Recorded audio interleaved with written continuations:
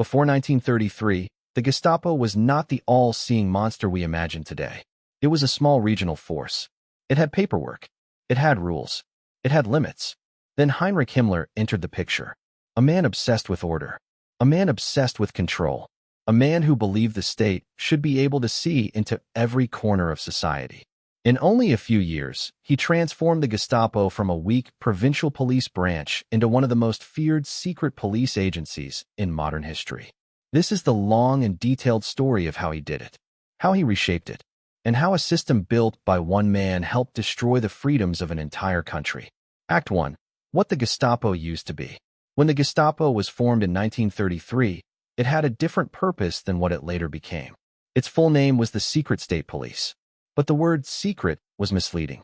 It operated under the Prussian Ministry of the Interior. It followed ordinary police procedures. It had to justify arrests. It needed warrants. It could be challenged by lawyers. The early Gestapo was mostly focused on communist groups and political violence. Its operations were limited to Prussia, the largest state within Germany. It had rivals. It had oversight. And most German citizens barely knew it existed. At this stage, the Gestapo was closer to a counterintelligence wing of local police rather than a nationwide terror network. It was weak. It lacked resources. It lacked coordination. And it had no unified leadership. This weakness was exactly what attracted Heinrich Himmler. He saw the Gestapo not for what it was, but for what it could become. Act 2. Himmler's rise and his strategy for power. Himmler was not a battlefield commander. He was a bureaucrat with an obsession for structure. He believed that police power should serve ideological goals rather than legal ones.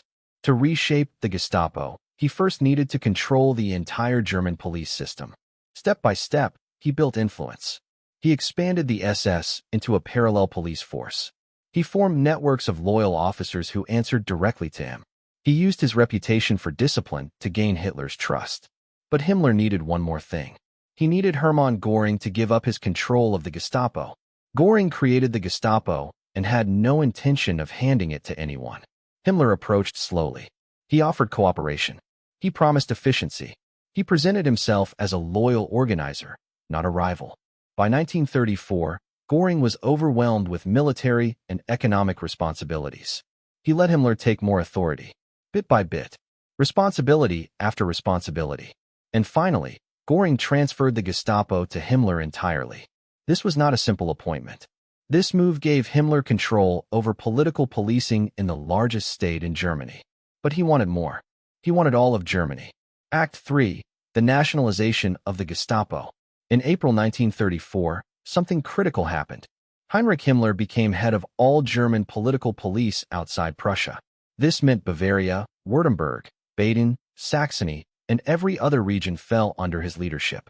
For the first time in German history, all political police work was controlled by one man. Himmler immediately centralized everything. Regional offices were stripped of independence. Orders came from Berlin.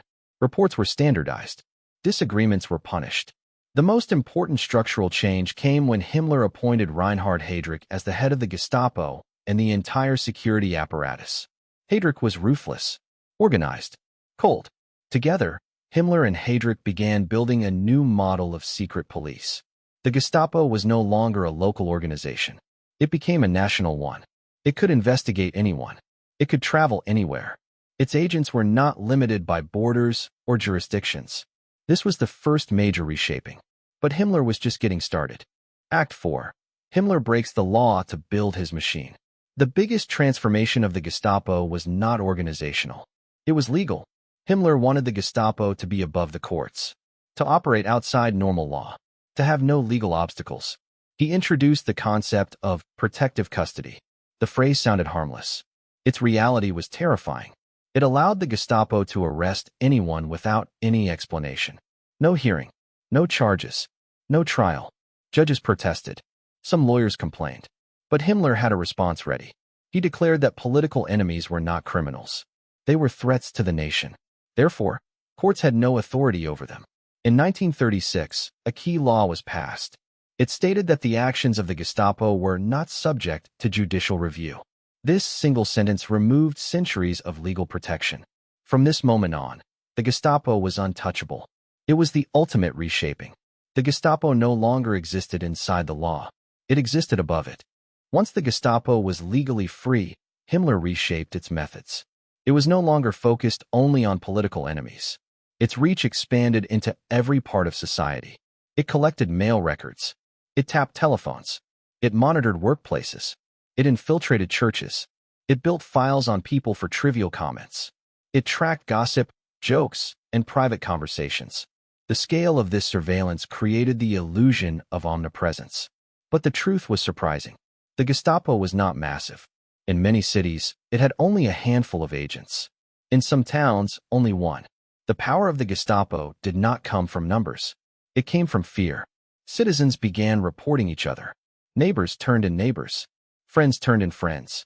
Himmler engineered a system where society policed itself. The Gestapo only needed to act occasionally. The fear of the Gestapo acted constantly. Act 6. The final form of Himmler's Gestapo. By the late 1930s, the Gestapo was deeply integrated with the SS and the SD. It had become the enforcement arm of Nazi ideology. It played a central role in the early concentration camp system. It enforced racial laws.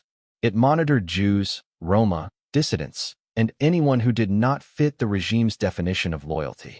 Himmler's reshaping was complete. The Gestapo was no longer a police force. It was an engine of political control, an institution designed to silence criticism, a system built to ensure obedience, and a major pillar of state terror that lasted until Germany's defeat in 1945. Himmler's reshaping of the Gestapo shows how quickly a small institution can become a national weapon. All it took was one man with no limits, one legal change, one political opportunity. The Gestapo became powerful not because it watched everyone, but because Himmler created a world where everyone feared they were being watched. It remains one of the clearest examples in history of how secrecy, fear, and unchecked authority can erase the rights of an entire population. A reminder of how fragile freedom becomes when one man controls the tools of surveillance.